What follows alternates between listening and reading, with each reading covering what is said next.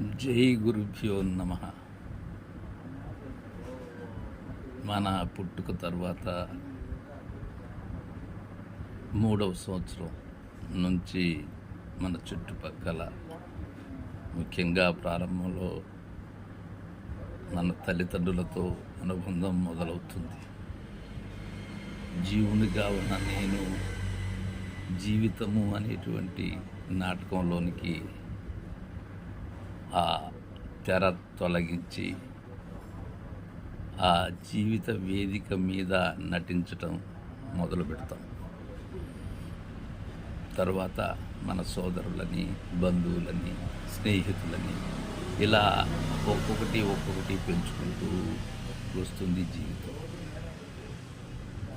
నా ఒక్కరి విధానం అయితే అది జీవితం కాదు. నా ఒక్కరి విధానం ఎలా ఉంటుంది అంటే అది జీవంగా ఉంటుంది. నాతో ఉన్న బంధాలు అన్నీ కలిపితేనే జీవితం. ఈ జీవితంలో సుఖవంతమైన ప్రయాణం బాధలతో కూడిన ప్రయాణం అని చాలామంది అంటూ ఉంటారు. కాదు,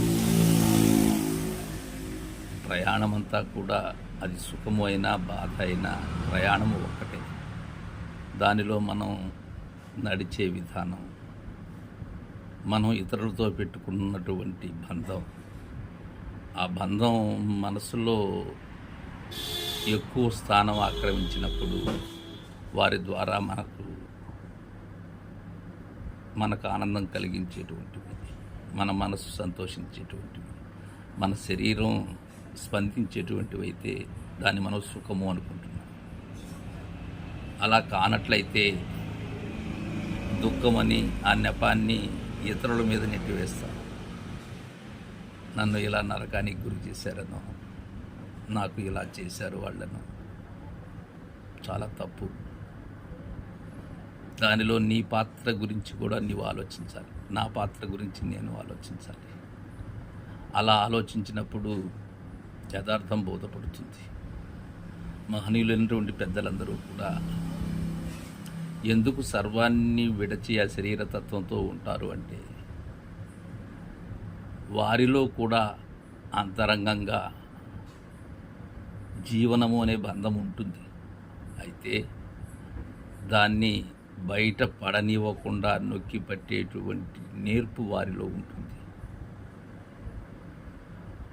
ఎవరైనా సరే, మనం యుగ పురుషులుగా భావించేటువంటి కృష్ణుడు కానీ, శివరామ దీక్షితులు కానీ, కృష్ణ ప్రభువులు కానీ, పాలూరు వెంకట కృష్ణారెడ్డి, అనుభవానంద స్వాముల వారు కానీ, ఈ చెప్పేటువంటి అభయానంద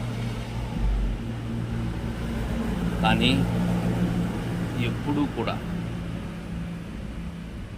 ధైర్యంగా, సుఖదుఖములకు అతీతంగా, ద్వంద్వానికి అతీతంగా ముందుకు సాగాలి. నిర్భయంగా ముందుకు సాగగలగాలి.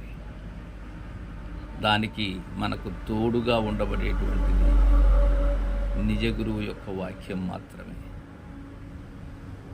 అంతరంలో అనుక్షణం కూడా గురువు వాక్యాన్ని స్మరించుకుంటూ, గురువుని మేల్కొల్పుతూ, అందుకే మేల్కొల్పుడి నన్ను అంటారు పెద్దలు. నన్ను మేల్కొల్ప చేసేది నా శిష్యులు. కారణం, వారికి బోధ తెలియచేయాలంటే నేను మేల్కొని ఉండాలి. నేను మేల్కొనకపోతే నాలో వచ్చేటువంటి బోధ అది సరిగా ఉండదు. ఇంకొక విషయం, దీనిలో వాదము, ఇతరులను తక్కువగా చూడటం ఎప్పటికీ మంచిది కాదు. నా వరకు నాకన్నా అందరూ గొప్పవారు, అందరూ మంచివారు, అందరికన్నా నేను తక్కువ వాడిని అనేటువంటి భావన, అది అహం రహితమైనటువంటి విధానం. అలా మనం ముందుకు సాగినటువంటి దేనిలో అయినా సరే, అది జీవన విధానంలో అయినా సరే, మనం ఆచరించే గృహస్థ ధర్మమైనా సరే, వృత్తి ధర్మమైనా సరే, చాలా సజావుగా సాగుతుంది. ఈ విషయాన్ని ఎవ్వరూ కూడా ఎప్పుడూ కూడా మర్చిపోకూడదు. ప్రశాంతమైనటువంటి జీవన విధానం, మనకు వచ్చేటువంటి మానసిక, శారీరక ఆర్థిక అవసరాలు ఏవైతే ఉన్నావో అవి అప్పుడప్పుడు వస్తూ ఉంటాయి. అయితే వాటి కోసమే వెంపర్లాడుతూ ఏదైనా నీకు అనుకున్నది జరగలేదు, జరగనప్పుడు కావలసినదే గురువాక్యం.